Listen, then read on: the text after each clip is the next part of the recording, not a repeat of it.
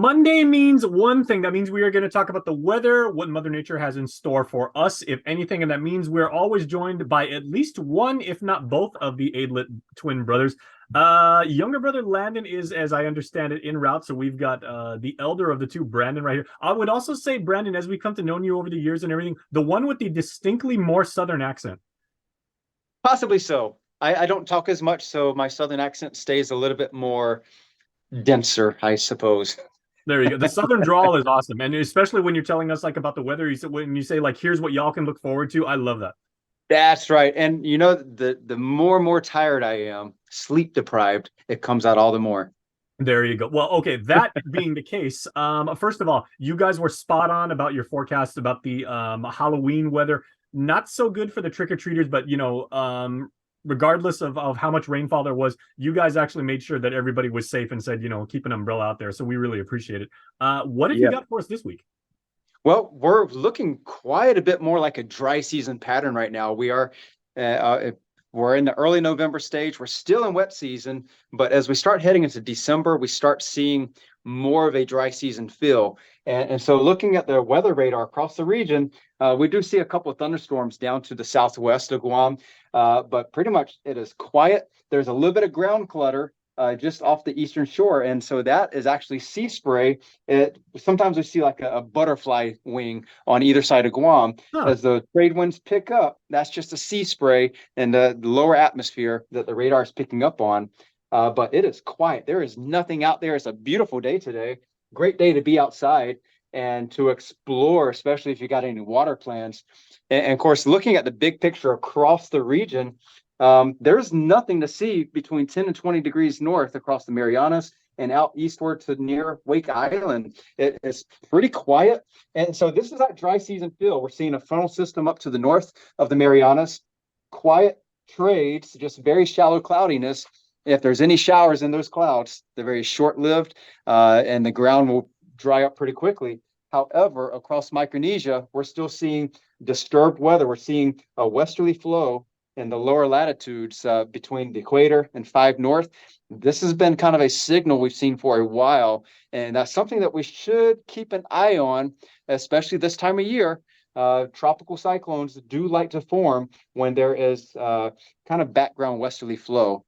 And so there are a couple of disturbances that we are watching. One is NWS 94 that is moving out of the area near Palau. And so there is a little bit of a circulation, some lightning indicated near Palau. But then this broader disturbance out across Chuuk and Pohnpei states that computer models don't show a whole lot of activity in the coming days, just moisture, showers, thunderstorms, everything staying south of 10 north. So for the Marianas, we stay pretty quiet all week. And I just want to show you this. This is the water vapor imagery. This is mid-level water vapor. Where you see yellow, that is indicating very dry atmospheric air. The blues and the whites, lots of moisture. So that is right where we're seeing all those thunderstorms, that broader disturbance south of Chuuk and Pohnpei. We're going to see that staying south of 10 north for the next several days as it gradually drifts westward. And And then the yeah, other we're thing, right in the middle of that. absolutely, this is why we're feeling like dry season. I went running this morning. I sweated like crazy, but it feels a little bit drier out there. And Okay, so so almost like Saipan weather because Saipan's very very dry. absolutely. And so this satellite image, this is showing atmospheric moisture. So we're looking at a kind of quantifiable atmospheric moisture. If we were to have all this moisture, water vapor, to condense down here across Chuuk, Pohnpei, we'd have about 3 inches of rainfall. Okay, so correct me if I'm wrong, but the very heavy rainfall, and your brother was actually telling us last week that we are possibly on track to maybe have historically high rainfalls for the entire year. The grass really really shot up because we got so much rain, and now you're saying it's going to be really really hot and really really dry. So all of that grass that really grew really really quickly is probably now going to like wilt and turn brown and crumble. Will Well, does that maybe pose not a fire hazard? maybe not that dry yet, but Okay. yes, as we get these pockets of drier air for several days in a row, we do have that increased susceptibility to wildfires. Perhaps not the raging, fast-spreading wildfires, not yet, not until February, March, April, when we've had that drying persist for months on end. But as we start seeing these drier pockets of air, that it does help it to feel better across the Marianas. We're not going to be as prone to sweat. It's not going to be so humid. But all that moisture is going to stay just south of the Marianas until later on in the week when we could see a little bit more of an upsurge of that moisture into the weekend, and then next week where we could see some disturbances coming closer to the Marianas. Okay, so keep your eyes peeled for that, everybody, and make sure to take the word from the experts here. Don't go off and start sharing stuff that based on rumor or my cousin said or my classmate forwarded me this. Make sure you hear it from Brandon and his team over at the NWS first. That's right. Absolutely. We're going to be watching that day in, day out, and we're looking for those signals.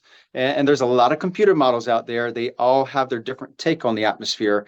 And so, as forecasters, we do weigh all those models together to put it in the proper context.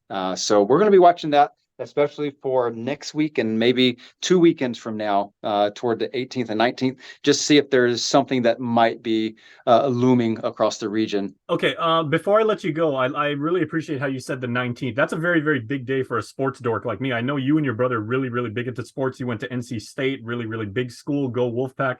The Yes. 19th, the 19th, Brandon, is actually when the Pacific Games start down in the Solomon Islands. Are you able Okay. to kind of like conjecture just about what the Team Guam athletes, what conditions they may be facing a little bit towards the middle Ooh. of the month? Because we've got track athletes, we've got basketball players are playing inside like a humid gym. You've got taekwondo, weightlifting. All of these things are affected by weather.